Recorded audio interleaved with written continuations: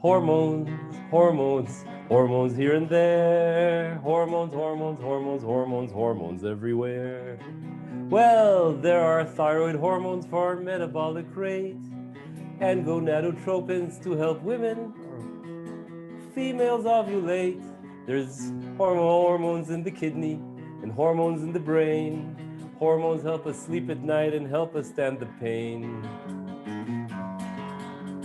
Hormones from the pancreas to help digest our food, and beta endorphins to help us feel real good. There's feedback loops and circuits that are beautiful to watch, and in this course we'll study them a lot, but not too much. Hormones, hormones, hormones here and there. Hormones, hormones, hormones, hormones, hormones everywhere.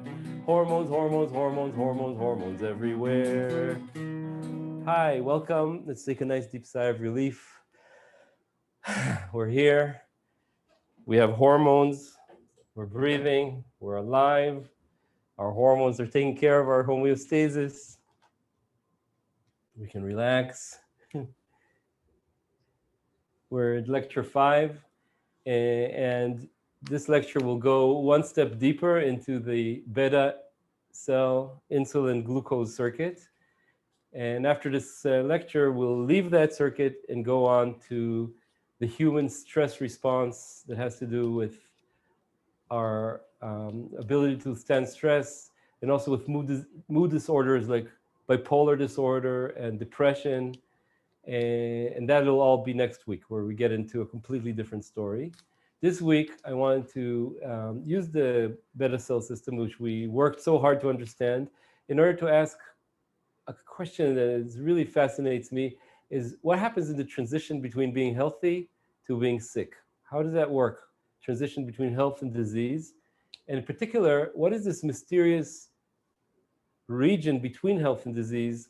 In the case of diabetes, it's called pre-diabetes. So if you have glucose of 5, you're okay. But if you have between 6 and 7, doctors really get worried, and they say you better change your diet, start exercising, because you're at risk for diabetes. There's no clinical symptoms, it's subclinical. But still, doctors know that if you cross 7, you're very likely to get into very high levels of glucose, up to 20, some 400 milligrams per deciliter, where the normal is about 100. And there, very quickly, you go into a very bad state with high glucose that ruins your blood vessels and causes heart disease, kidney failure, blindness, amputation, and all these other horrible side effects of type 2 diabetes. So, but there's this pre-diabetes, and this could last for years. You creep up, your glucose creeps up from 6 to 6.1, 6.2 for years. And what's going on there, and why can doctors give a number like 7, which is a transition point between, basically between health and disease, between subclinical and clinical? Where does this come from? And we'll use our models to understand that. So that's our program for today.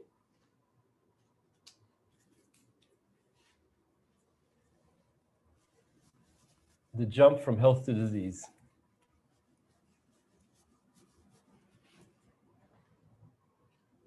So we're going to allocate a space for equations and a space for figures.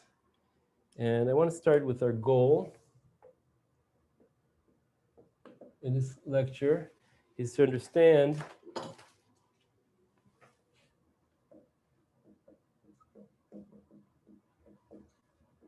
the transition from health to disease as a bifurcation. So I'll tell you what bifurcation means, and how does a slow change turn into a very sharp one. And so if we start with the phenomenology of pre-diabetes, what do you actually see in the clinic? We can go to these long-term studies that have followed people for decades. For example, giving them the oral glucose tolerance test. You drink 75 grams of glucose, and you measure after 2 hours how much glucose is in the blood. And people without problems, glucose should go back to 5 millimolar.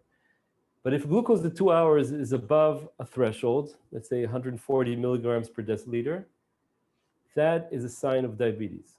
So this glucose test was given already in the 80s and the 70s to test for diabetes. And now there's better tests, like there's a kind of test that averages your blood glucose over 3 months. It's a test, looks at hemoglobin, which is the protein that makes our blood red in the red blood cells. And when there's high glucose, it sticks to that protein. So if you count what fraction of hemoglobin has glucose stuck to it, that's called glucose H1C, that percentage averages glucose over the lifetime of a red blood cell, which is about 3 months, about 100 days. And that's a very, very good measurement. But that didn't exist back in the 80s yet, wasn't established. And so we can use the glucose at 2 hours after a glucose tolerance test. And here's the age of the person. I'm going to plot some people who got diabetes. So 5 millimolar is here. So, age 10, age 20, 30, 40, maybe at age 50 they got diabetes. Let's see what happens. So these people who got diabetes,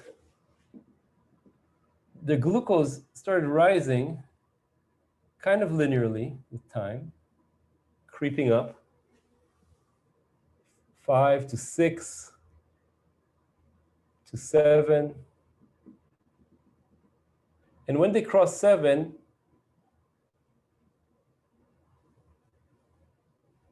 it got up to 20. So there's like a very fast rise.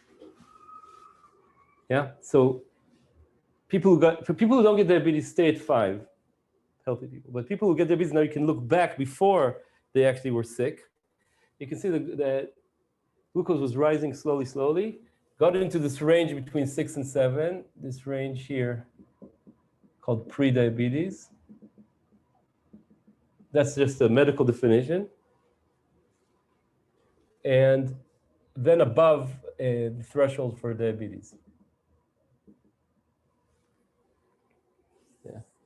So this whole area here is a kind of preclinical. It's before there's symptoms, before there's an overt problem. And it looks like over decades it creeps up. So it looks like it's a series of steady states, actually, that changes. And what changes in the person is mainly insulin resistance. As we said before, people get, let's say, obese or fat or other problems. And insulin resistance, the effectiveness of each unit of insulin goes less and less. So another way to plot this plot is to plot insulin sensitivity. So insulin resistance happens when insulin sensitivity goes down versus the fasting glucose. And here you can do this in monkeys or in mice, but there's also big data from cohorts. In one cohort, Eran Segal collected several hundred people with prediabetes and measured these parameters, and you can see that you have this rise, and when you reach 7, you basically, people go up to high levels, 14, 16, 20, etc. But people stay for years in this region like this. So a lot big data studies like that can give you kind of a distribution in the population. And data on small data studies, let's say on mice, or can also follow that. And you get basically a very similar pattern, different species. And just to complete the picture, we could ask what happens to insulin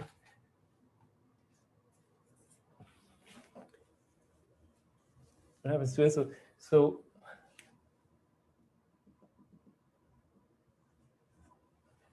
over the preclinical stage, insulin rises.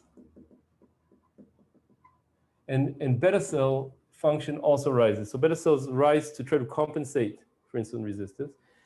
But when you cross into diabetes, insulin levels fall, beta cells level fall, and eventually you run out of beta cells and you have to have insulin injections in order to survive.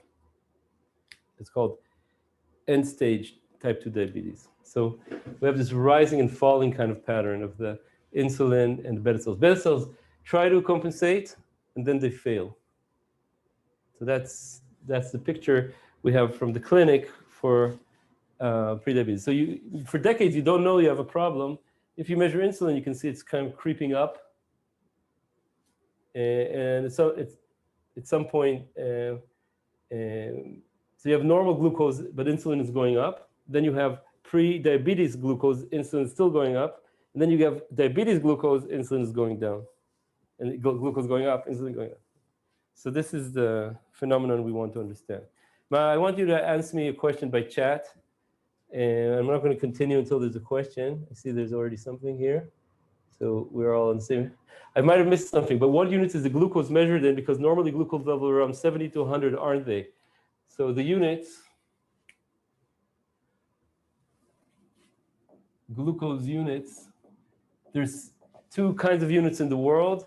In Israel, we often talk with 90 milligrams per deciliter. That's 5 millimolar. So in the course, I usually say 5 millimolar, and that's the equivalent to 90 milligrams per deciliter. It's a unit of concentration. I hope I answered your question.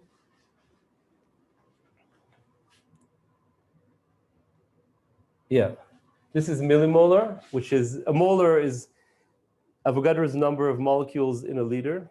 So, and this is in weight. So to convert between them, you need the weight of the molecular weight of glucose, and you can do the calculation. Okay, great. So I want you to ask me more questions, please, by chat, so that I get a sense of how well I'm explaining myself. I want to be as clear as possible. It's sometimes easy for me to forget, skip over steps, just like any teacher. So your questions are my chance to be as clear as possible. Yeah. Okay, so I'd like to, so where are we now? Pre-diabetes, big data. So I'd like to now, both as a review of last time and to try to explain this phenomenon, I want to return to our big model, BIG model, beta cell insulin glucose, which we did last time, which was very useful for us to understand what is meant by glucotoxicity, that glucose at high levels kills beta cells, and that it could be a mutant resistance mechanism to get rid of hypersensing mutants, and all these ideas. But I want to show you that this model, the BIG model, actually cannot explain prediabetes, cannot explain the slow creeping rise of glucose. It can either have 5 millimolar or very high. It can't live in the middle. And then we're going to add something to the model, like a carrying capacity or a limit to compensation, that will help us explain and understand this observed dynamics. So that's our plan. So I'm going to start with the big model. The review. And you remember, it had 3 equations for glucose, insulin, and beta cells. And so the glucose equation is the input, M, and since we're going to be dealing here mostly with fasting, so like when you sleep, M is the production of glucose by the liver. And there's the removal of glucose by insulin. So we did all this last time, and here's our insulin sensitivity parameter. Okay. And we had our insulin equation, which insulin is produced by beta cells. Q is the maximum production per unit biomass. And we had a function where glucose makes the beta cells increase their production. And insulin had a half-life, a removal rate of 5 minutes or so. And we had another equation for B. And beta cells, all cells come from cells, so there's proliferation and removal. And remember that glucose affected proliferation and removal, so that removal dropped at 5 millimolar and then crept up. This is removal. And proliferation kind of rose, it doesn't really matter. And they connected at 2 fixed points like that. That's what we did last time. And that's how glucose regulates beta cells. This is a review. We have basically meals giving rise to glucose. Glucose makes beta cells secrete insulin. Insulin removes glucose with the insulin sensitivity parameter. And glucose also controls the proliferation of beta cells. That's our circuit for the BIG model. Now, I want to analyze this model and see, can it give rise to different levels, slowly rising glucose, like you see in prediabetes, and then a catastrophe. And the bottom line is really that it can't. But in order to show you that, I want to use what we've learned so far, our technique of null clines and phase portraits, because in this course, I want to help you build these mathematical concepts to ask questions like this. And graphically, we can do that, and that's kind of like a miracle that you can do that for physiological systems. I never stop getting excited about that. And so I'm going to draw the phase portrait. And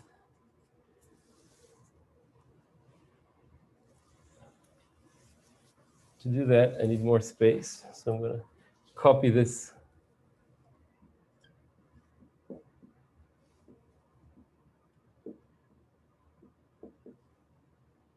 You can say experimental plot up here. So we can have space for our phase plot. Let's take a nice deep sigh of relief, because we're going into null cline territory. But wait a minute, there's 3 equations, and usually we draw 2 null clines. If we have 3 null clines, we have to think about hyperspaces intersecting. It's impossible. We need to simplify this model in order to draw null clines. We need to turn it from 3 equations to 2 equations, so we can have 2 null clines that intersect. And usually that's not possible, but in physiology, it is possible because of the great thing called separation of timescales.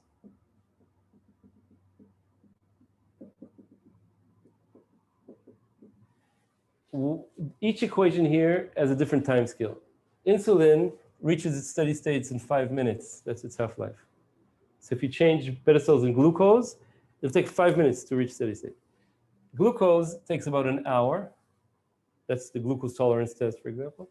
And beta cells take a week. So you see this huge difference? And that means we can remove one equation and set it to steady state and take the fastest equation, in this case, insulin.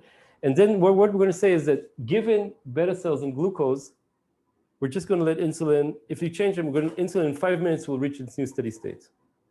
So we can, if we're interested in long time scales, longer than 5 minutes, we can just set insulin equals to its steady state. That's to say di dt equals 0, and calculate that. So I move gamma I over here,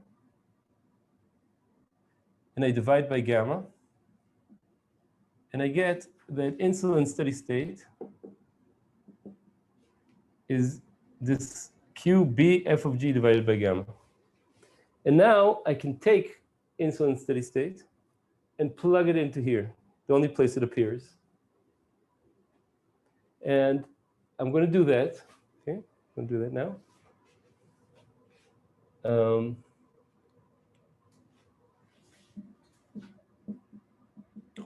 Look at this. Take a look. I'm going to put insulin steady state into here, right?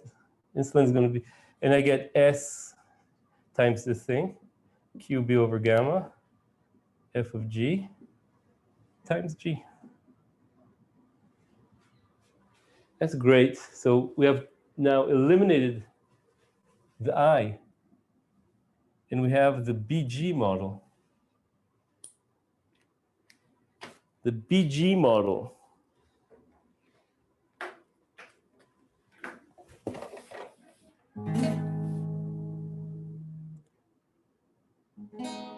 The BGs. Ha, ha, ha, ha, staying alive, ha, ha, ha, ha, staying alive,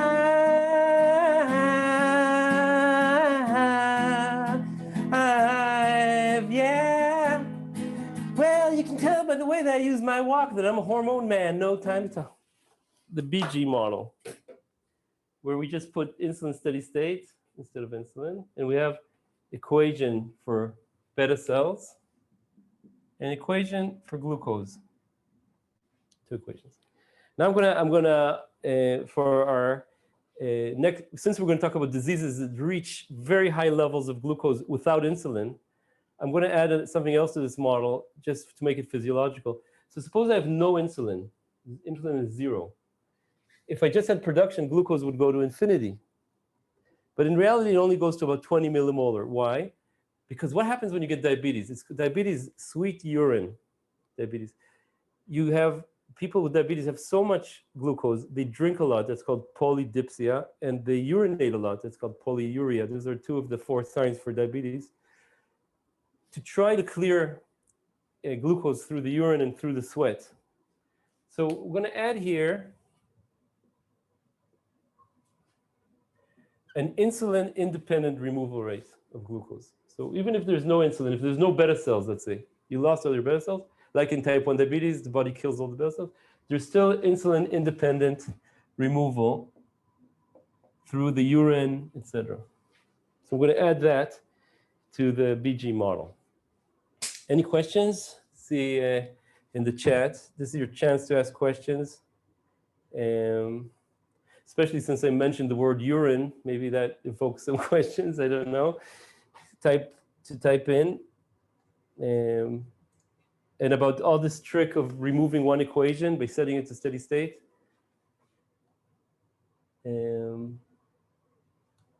Please type in a question. I'm going to wait till somebody types in a question before we draw the null clients. How did you decide where to stop complicating the model? Okay, great. So how do I decide? This is great because this is a course about modeling, among other things, also hormones and also modeling.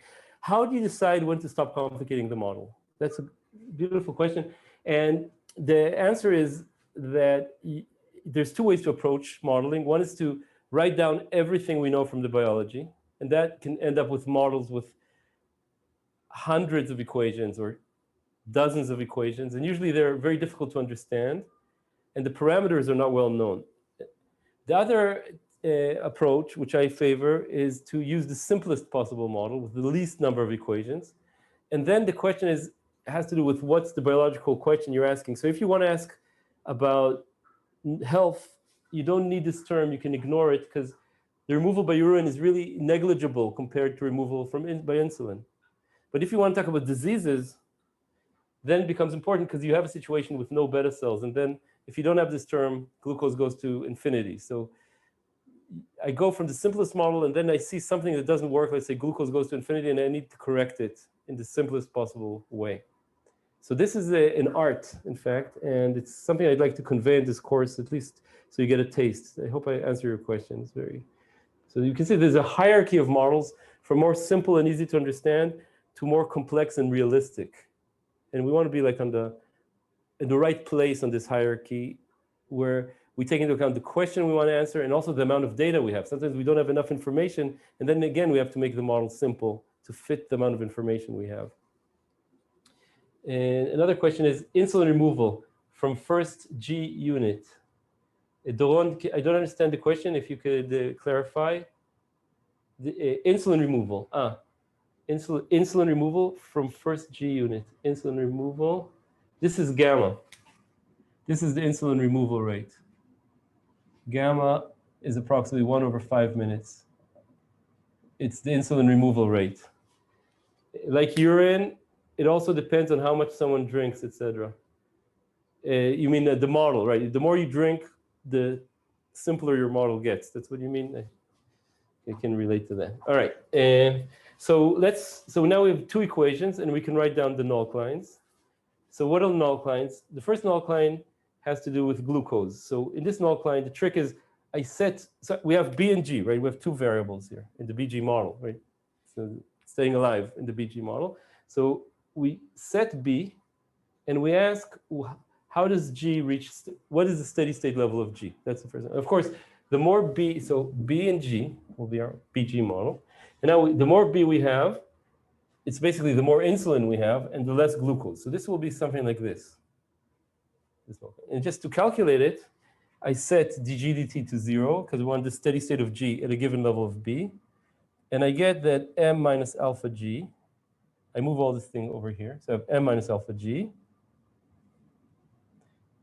s cubed b over gamma f of gg equals m minus alpha g. I moved everything here. And now to isolate b, I need to divide by all this thing. So b is m minus alpha g divided by all this thing. So I get gamma over s cubed f of g. This is the null line. F of g is, is a rising function of g, and g is a rising function of g. So this thing drops with g, just like it drew, and it hits 0 when m minus alpha g is 0. That's where it hits 0. At the place where g is m over alpha. And that's this 20 millimolar that as you will see, that's the glucose level. When you have no more beta cells in type 1 diabetes, kids come to the clinic and they can have glucose of 20 millimolar or 400 in Israeli units of milligrams per deciliter. Not Israeli, this is like, how you call it? Half of the world uses these units and half the world uses millimolar. So that's this null line of the glucose level. Now what about the beta cell null line? So we fix glucose and we ask when beta cells reach steady state. And this is really weird now what's going to happen. Because dB dt equals 0, one way to get it is when b equals 0. So when there's no beta cells, of course, there can't be any more beta cells. So that's this entire line here, b equals 0. That's one part of the null line. So we see already these two null lines intersect here. So that's this fixed point. And there's this part. So when does production minus removal equal 0? It's at these points. At the glucose level where production equals removal. That's at 5 millimolar. G0, let's call it. And at this point here, G1, let's call it. So the points where production equals removal. And there's 3 fixed points. It's stable, unstable, stable. By the way, always when you have fixed points on the lines, they always change stability. Stable, unstable, stable. You can never have 2 stable ones close to each other because then the solution doesn't know where to go. To this one, to this one. And this is what the BG model null lines look like. And from this picture, I hope if there's questions, this is a great. Oh, there's a question from Doron. This part, minus alpha g, is this for all g or for g greater than something? So this removal is actually for all g. So glucose gets removed from the blood primarily by insulin moving it into muscle and fat. Also, the brain eats it up in an insulin-independent way. That's part of this alpha g all the time. But it also gets cleared in the urine. And in the urine, there's the way kidneys work to make urine is the blood is filtered through it's pushed into tiny capillaries at very high pressure. And at very high pressure, like osmosis, at very high pressure, things in the plasma, because of the osmotic pressure, want to move out of the blood and into the urine collecting tube.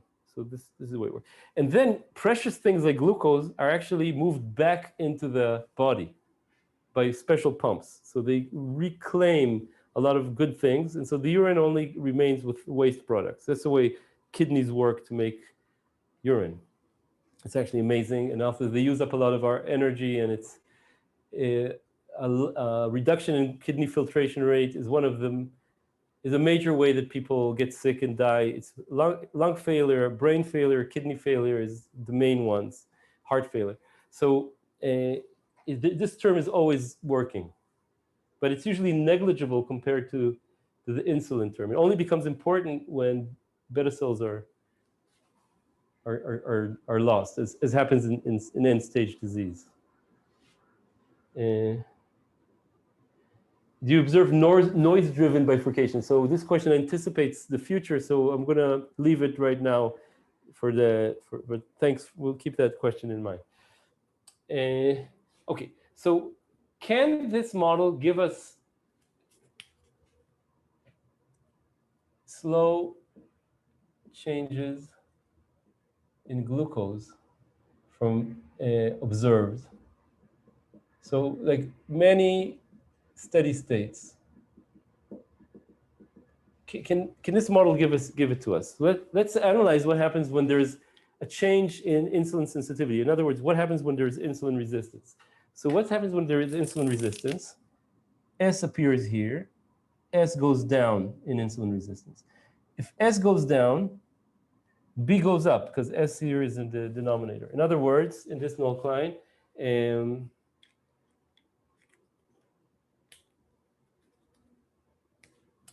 this null line is this thing. When insulin is less effective, we have more glucose for a given unit beta cells. This doesn't change. This doesn't have any S in it. It looks like this.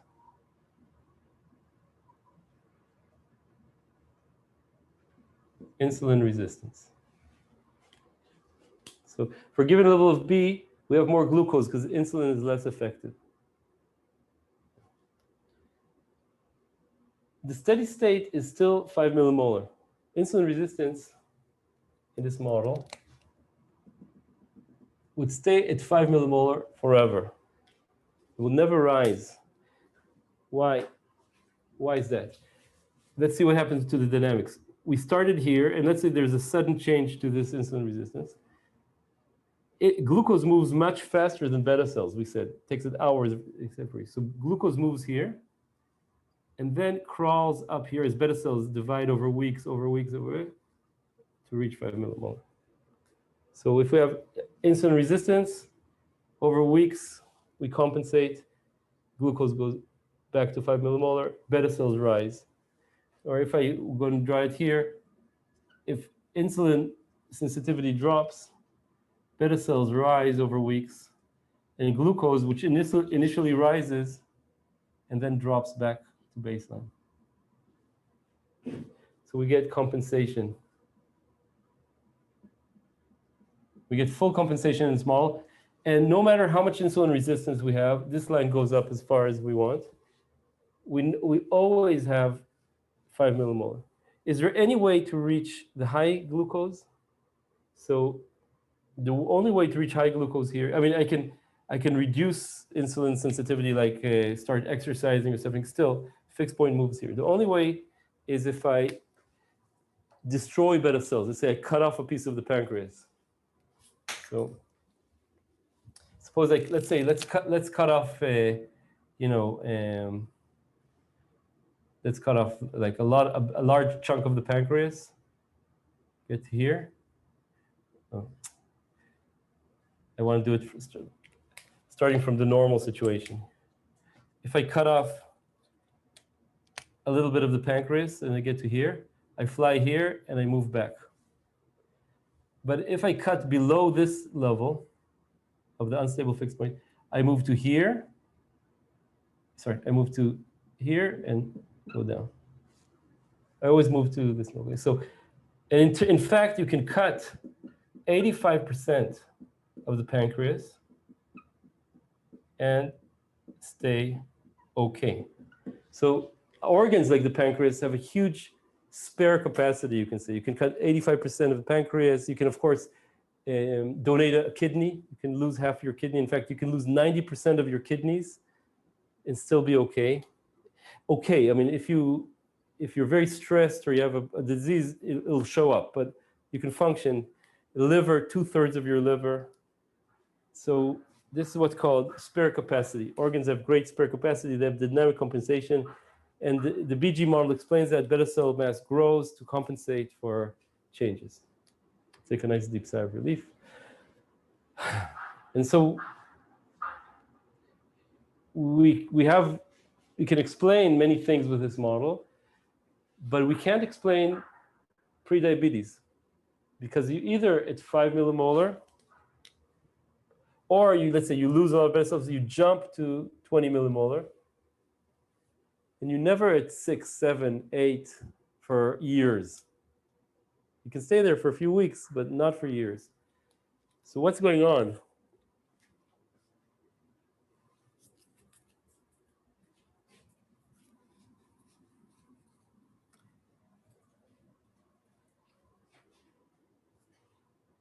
we need to ask ourselves, what's wrong with this picture? So if I tell you that I'm increasing my insulin resistance and beta cells, let's say, need to grow and fill themselves up with insulin-making proteins, etc. Can I ask you, can I get to a situation where I have 100 kilograms of beta cells in my body? So the answer is no, of course. Everything in biology has a limit. So the amount of insulin produced by a biomass has a limit, physical limits. Beta cells are limited by, for instance, they're in these little islets. They have this kind of tough enclosing skin, and that constrains them from growing. And if they grow, they come at the expense of other cells in the pancreas that do other things. So there's always a limit to compensation, to how much tissues can grow and function more. And that's something crucial, I think. That's a fact of life in biology. It's like all cells come from cells, and that cells mutate. Another fact of life is all biological processes saturate. They reach a point where they can't expand anymore. And that is the secret here. And so to understand a lot of diseases, we need to consider limit to compensation. And in particular, we're going to consider the concept of carrying capacity, which is a limit to beta cell functional mass. And what that means is that cells in our body grow, and when they start growing to high concentrations, they reduce their own proliferation rate. And therefore, they can't reach more than a certain size. And the way this looks like in most cell types is this is the cell number, and this is the proliferation rate. It goes down like this and hits 0 at K, the carrying capacity. And let's say experiments on cells called fibroblasts in a plate, they grow, and then their proliferation rate stops dropping, and they reach a certain carrying capacity. It could be limited by the size of a plate or by something in the medium that they need that runs out. And this phenomenon is what we're going to add to our BG model plus carrying capacity. How are we going to do that? We're going to ask proliferation to drop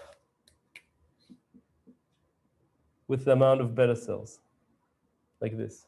So proliferation is going to drop with the amount of beta cells like this, and when B equals carrying capacity, cells don't proliferate anymore. So our equation of proliferation, 1 minus B over K, minus removal. And now for the last bit of mathematics in this lecture, which has a lot of mathematics. I know we're working hard, I acknowledge that, and you'll have the lecture notes to discuss. We can calculate, see what this NOC line looks like. So we calculate the NOC line, as usual, by setting, I'm going to set glucose to a certain level and ask how many beta cells are at steady state. So dBdt equals 0. And it could be that B equals 0, or that this thing here equals 0. Right? So we start drawing this. And this is the important plot. We have B equals 0 is one part of this NOC line. And when we want to set this term here to 0, P 1 minus B over K equals R, this equals 0. So 1 minus B over K equals R over G, removal over proliferation. So removal divided by proliferation, these two functions. And therefore, so 1 minus B over K equals this. Therefore, B over K is 1 minus removal divided by proliferation. And B is K times this. So we get to an alkaline, and I'm going to draw it out for you. The important points are where removal equals proliferation, because then removal divided by proliferation is equal to 1. 1 minus 1 is 0. So these points are where the alkaline hits 0. So we have this G0 and G1 are the, remember the old alkalines were like this. But now it looks like this. So because at regions below 5 millimolar, removal is more than proliferation. This number is negative. B cells drop to negative numbers. We don't have that, so they're basically 0. So low glucose, the steady state. If you set low glucose, all beta cells will die. High glucose, all beta cells will die because of glucotoxicity. In the middle, proliferation is more than removal. Beta cells grow, grow, grow. In the old model, they would grow to infinity, but in the new model, they reach their carrying capacity.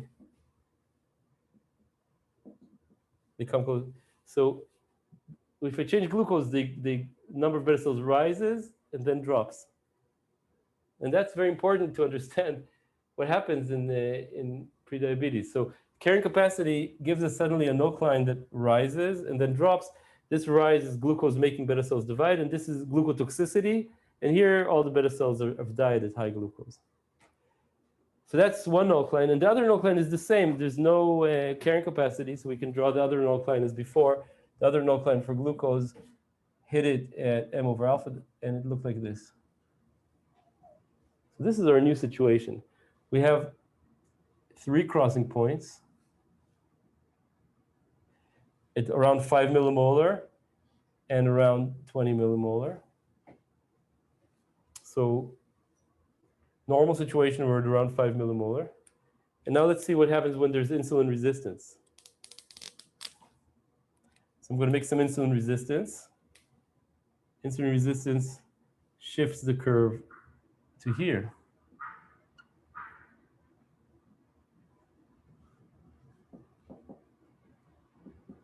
So you see that we have now a little bit higher glucose. Steady state. It's a steady state with a little bit higher glucose. Now we're going to do a little bit more insulin resistance.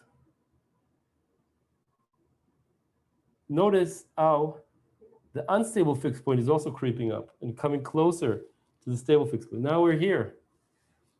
Higher level of glucose, steady state. We can stay here for years, but we get a little fatter. And there's a critical point where these 2 points coalesce, right where new tangent. And above that point, the only fixed point, only solution, only possibility is this 20 millimolar. So now you have an insulin resistance. S goes down over the years, and glucose creeps up. The unstable fixed point comes closer and closer. And when they collide, the game is changed. And now there's only one fixed point in the game. And beta cells die.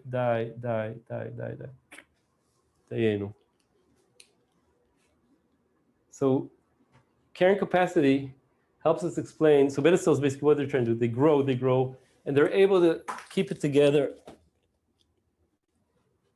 And glucose slowly creeps up because of this shape.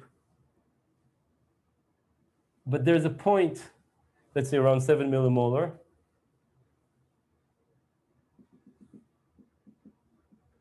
where it's over. and beta cells already started to drop even. And above this point, beta cells can't compensate anymore. They basically start dying because of glucotoxicity. The glucose starts rising, and we have pre-diabetes and diabetes, this transition. And so we spare capacity, carrying capacity.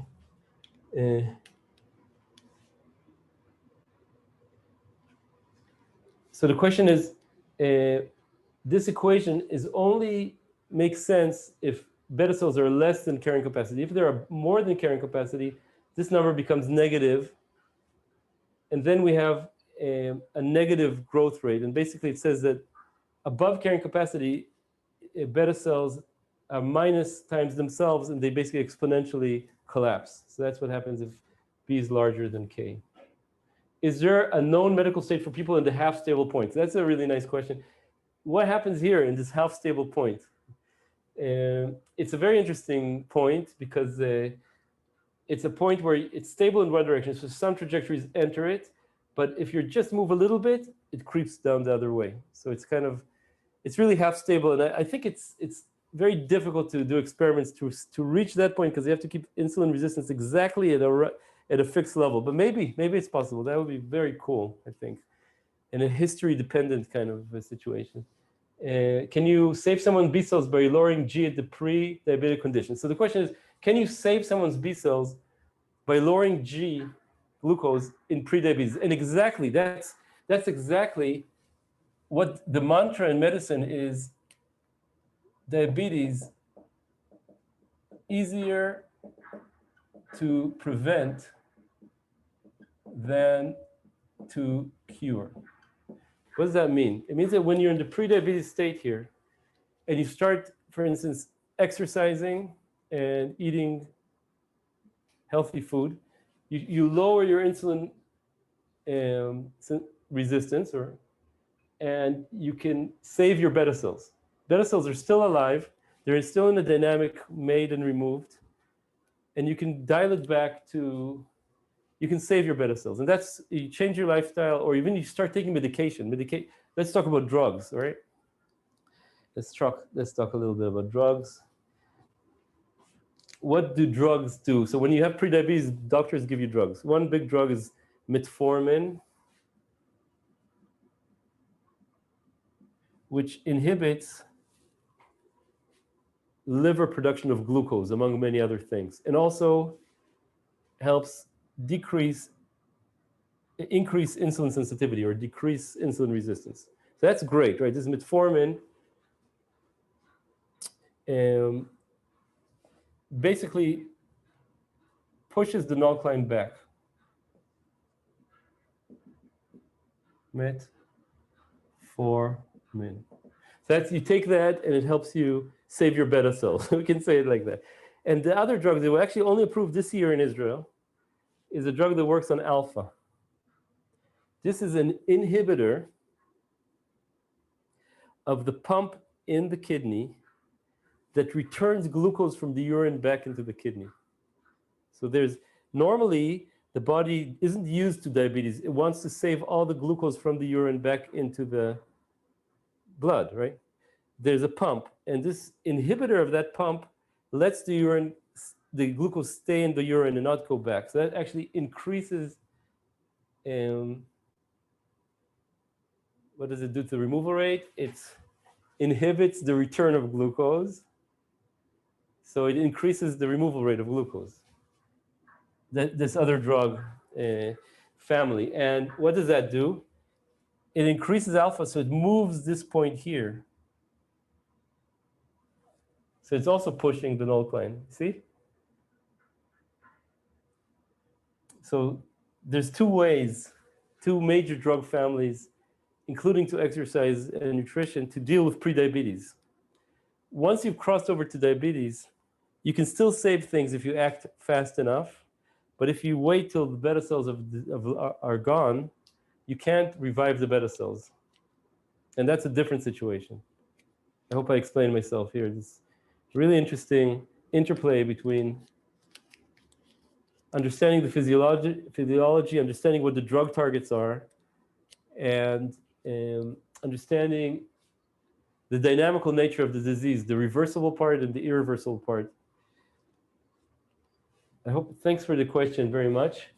In real glucose insulin resistance data, do we observe the model predicted saturation of glucose at the right-hand side fixed point? So if I understand the question is, if you look at data on people, do they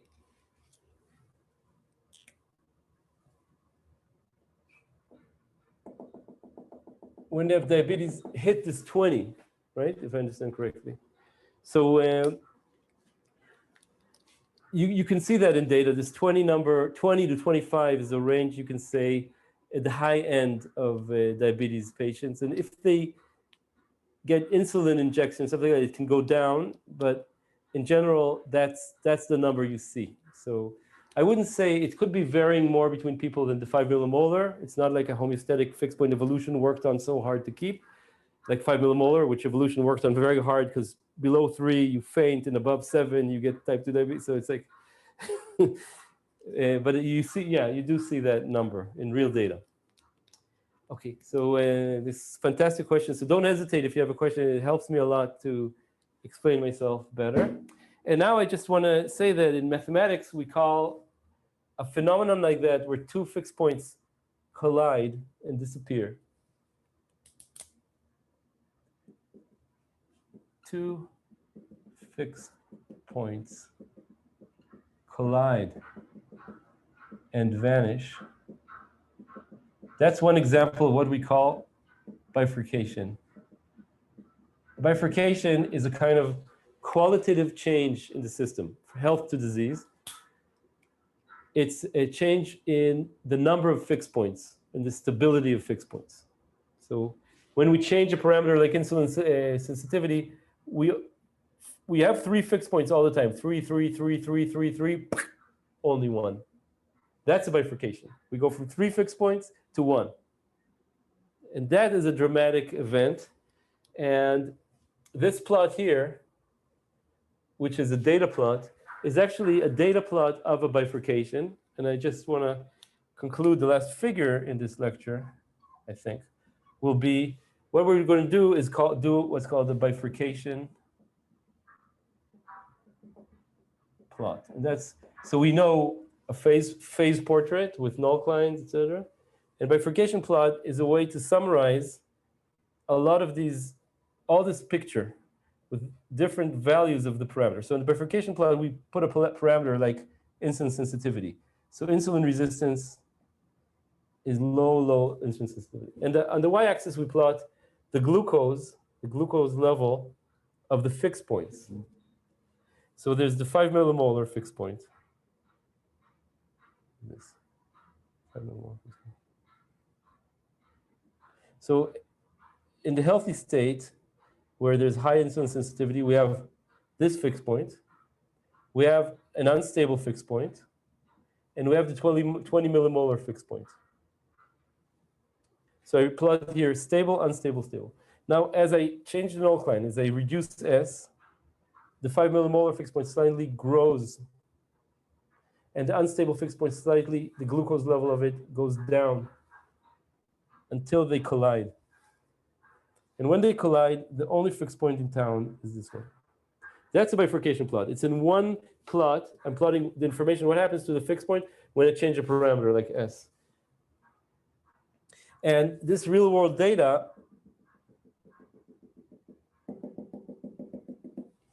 follows the stable branch of this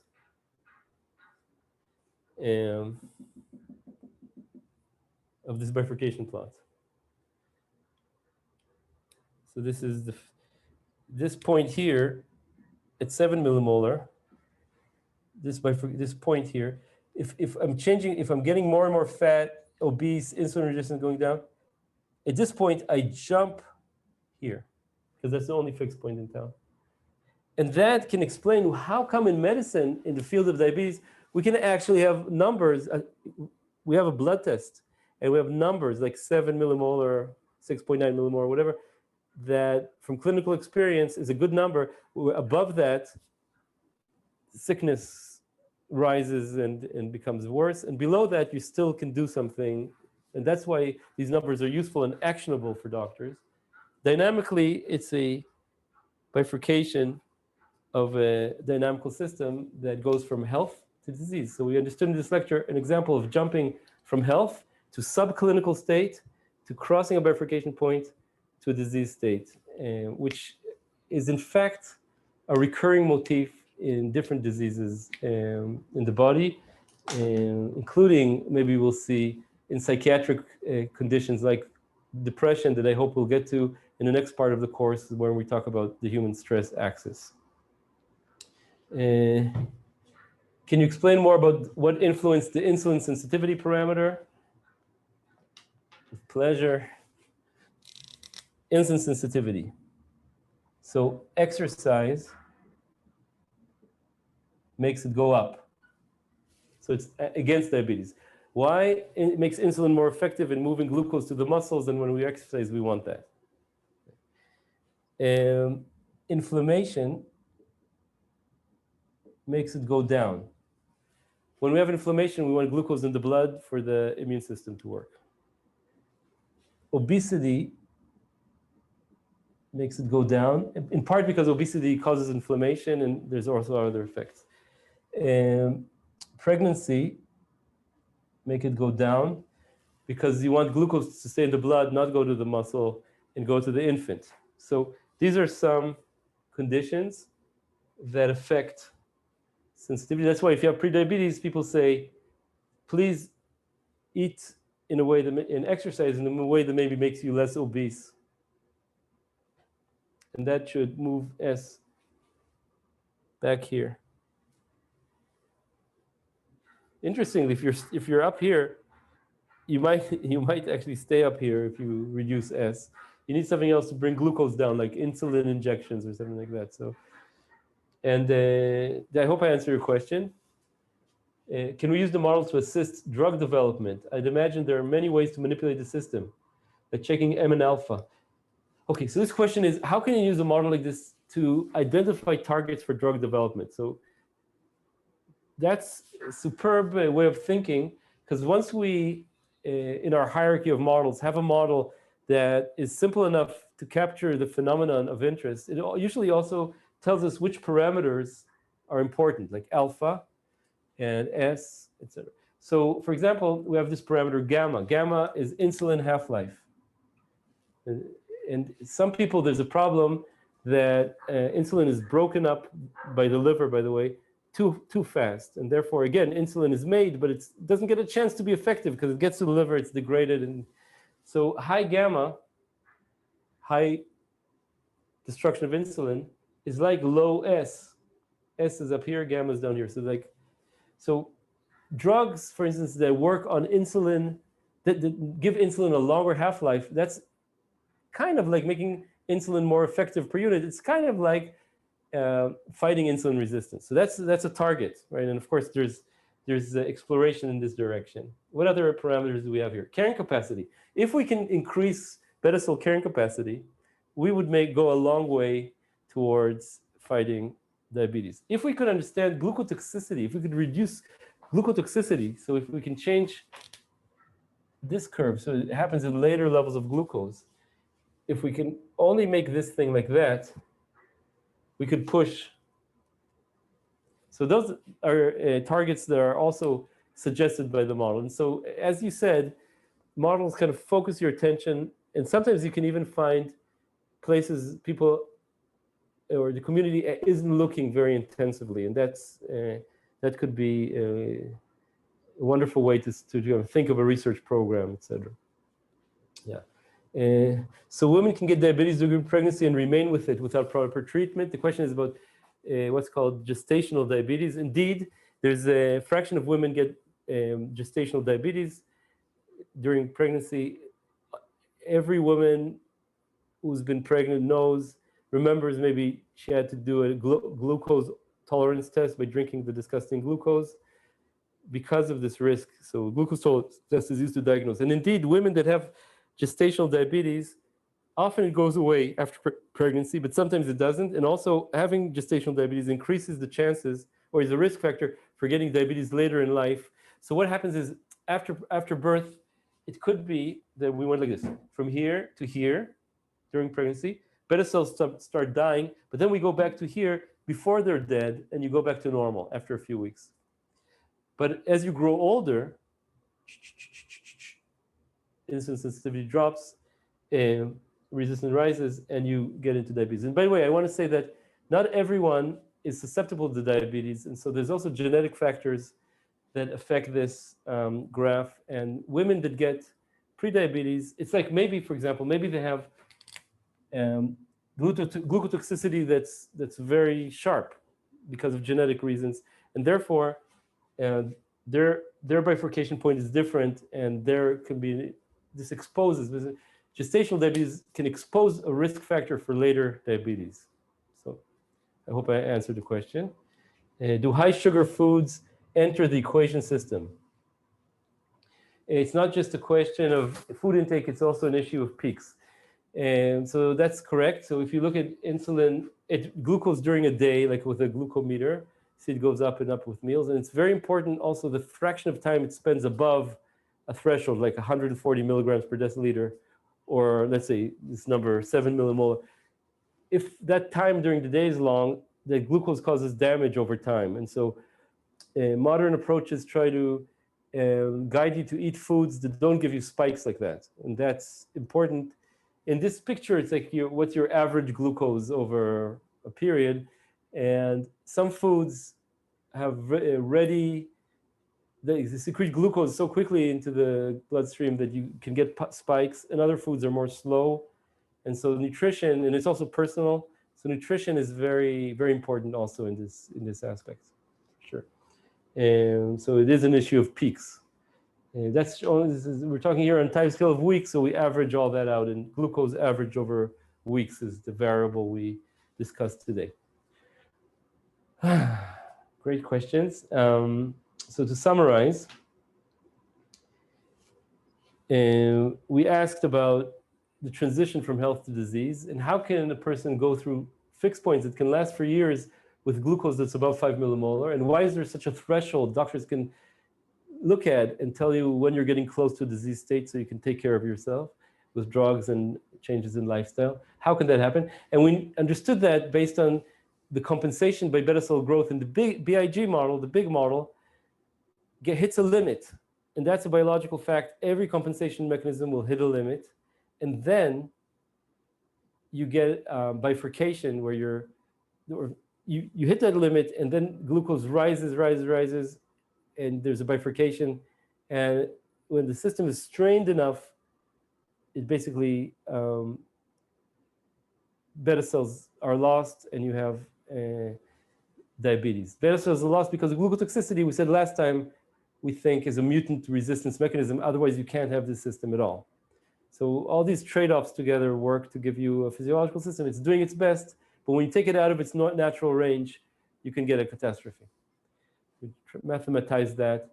And this course was very mathematical, this lecture. Next lecture will be lighter as we approach the stress axis. So I guess we did bifurcation plot, summary, and now last thing we can do, let's all together take a nice deep sigh of relief and see you next week.